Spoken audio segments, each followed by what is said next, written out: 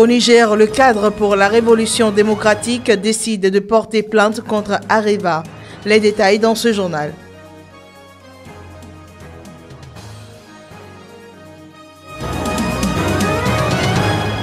Au Zimbabwe, au moins 246 personnes ont été tuées dans des inondations qui frappent le pays depuis décembre.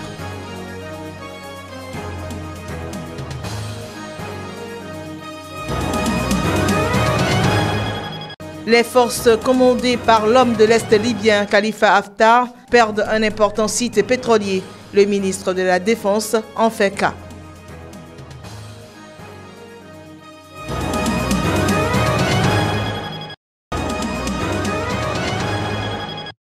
Le Niger n'est pas pauvre, mais tout simplement mal gouverné et constamment trahi par une élite éloignée de la réalisation du bonheur de ses fils. Face à cette catastrophique gestion, constatant l'incapacité de la Renaissance à répondre aux besoins légitimes du peuple nigérien et remarquant la dérive mafieuse et antinationale du régime, la révolution démocratique exige que la lumière soit faite sur toutes les bavures du pouvoir mises à nu par les médias locaux et que le Niger soit mis dans ses droits. Que tous les Nigériens injustement arrêtés soient présentés devant la justice pour qu'ils puissent connaître leur sort. Le mouvement pour la révolution démocratique informe l'opinion qu'il entend porter plainte contre Areva pour complicité et détournement de deniers publics et corruption au parquet de Paris, et ce, dans le cadre de la scandaleuse affaire de l'Uranium Gate. Camarades, le mouvement pour la révolution démocratique s'indigne et s'interroge sur les revers infligés à notre vaillante armée, pourtant reconnue pour sa bravoure et son efficacité. L'armée n'a connu de défaite et tout miraculeusement, elle a des difficultés avec l'arrivée ou l'avènement de la 7e République et l'installation des bases militaires étrangères au Niger au même moment où ceux-là qui gèrent la sécurité deviennent d'un coup d'insolents milliardaires. La révolution démocratique exige la dotation de l'armée en matériel et moyens nécessaires pour l'accomplissement de sa mission.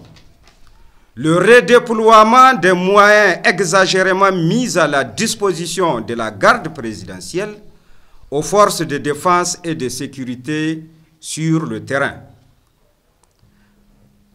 L'annulation du déploiement de 80 soldats français dans la région de Tillabéri, car 80 soldats ne peuvent faire ce que des équipes déjà existantes disposant de drones et de chasseurs bombardiers n'ont pu réaliser.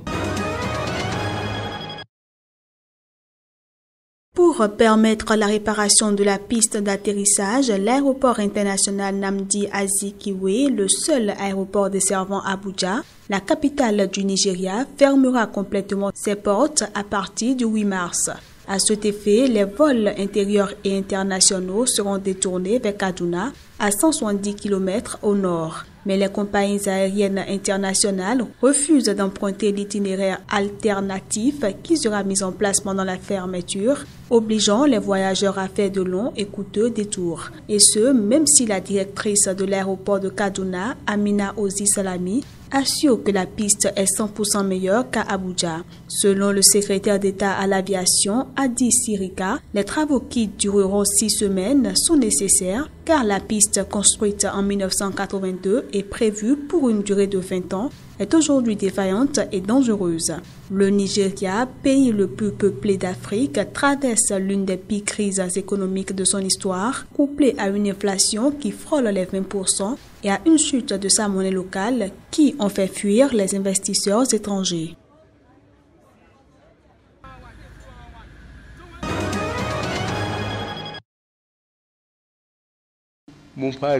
Le gouvernement nigérien conseille à ses ressortissants d'éviter tout voyage non essentiel aux États-Unis.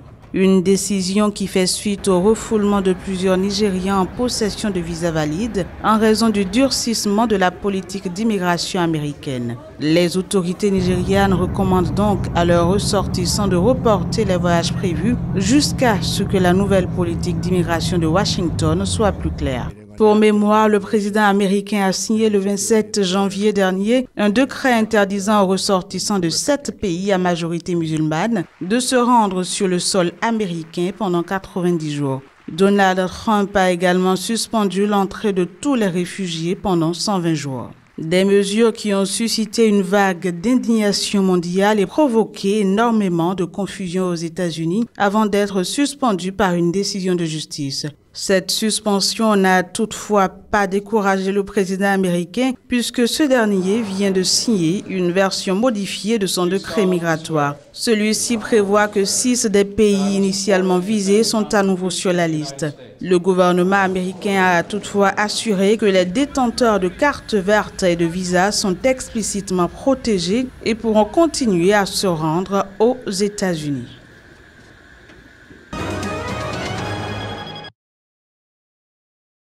Nous avons couvert plus de territoires qu'il y a 10 ans, qui sont en paix, prospères, et les gens veulent du développement malgré la sécheresse actuelle. Il y a plus de réalisations et d'avenir. Il y a davantage d'espoir en Somalie qu'il y a 10 ans lorsque nous avons été déployés. Nous sommes prêts à travailler et à accompagner les opérations de secours et d'approvisionnement et à la fin permettre un accès sûr aux bénéficiaires lorsque ces personnes seront appelées à un endroit, à un emplacement. Nous sécuriserons ces endroits afin qu'elles puissent se rassembler et prendre leur nourriture en sécurité.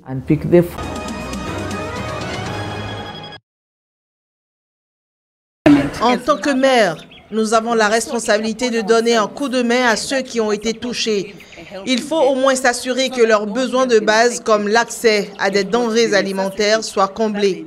Cette situation a été qualifiée de catastrophe nationale et donc toute personne pouvant apporter son aide doit être autorisée à venir ici et ce sans aucun problème. Donc nous avons été choqués. La rivière de Gwayi est sortie de son lit et a inondé nos maisons.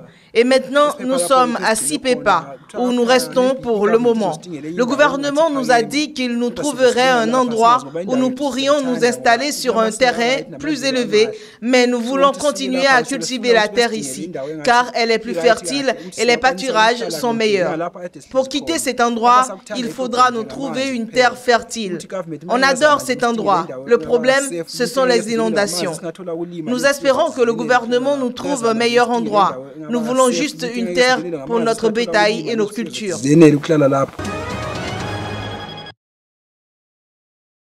Dans le cadre de son projet d'électrification du continent africain et intitulé Akon illumine l'Afrique, l'artiste sénégalo-américain Akon est arrivé ce week-end en Gambie. Et pour la première fois, le village gambien de Saré-Paté, situé non loin de la capitale Banjul, a pu profiter de l'éclairage public. Il est maintenant temps pour nous de vraiment nous concentrer et je pense que si on se concentre et qu'on se donne 10 ans de concentration, de développement et d'unité, je vous garantis qu'on va y arriver.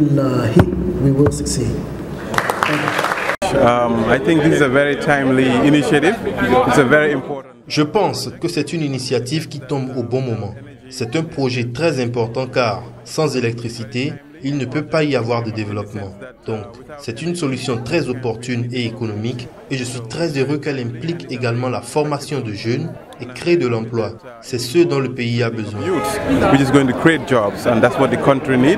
De son vrai nom Alioune Badaratiam, Akon avait lancé en 2015 les bases d'un grand projet solaire visant à fournir de l'électricité à quelques 600 millions d'Africains. L'initiative vise principalement les communautés rurales qui n'ont pas accès à l'électricité. Plusieurs pays ont déjà bénéficié du projet d'Akon.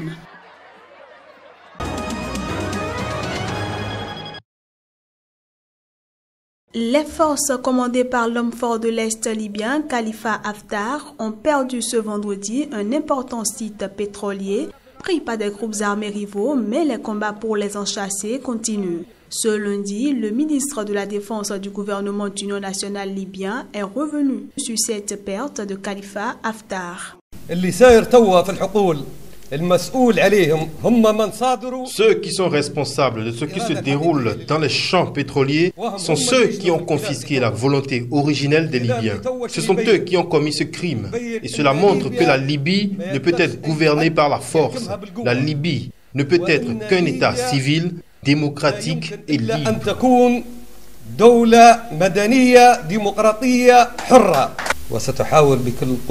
Et nous allons essayer de toutes nos forces d'éloigner tout conflit politique ou militaire des champs pétroliers et de rendre les puits de pétrole à l'Organisation nationale du pétrole. Déchiré par des luttes de pouvoir et en proie à une insécurité chronique depuis la chute du régime de Muammar Kadhafi en 2011, la Libye est dirigée par deux autorités rivales. Le gouvernement d'Union nationale à Tripoli, reconnu par la communauté internationale, et un gouvernement basé dans l'est du pays est lié au maréchal Haftar.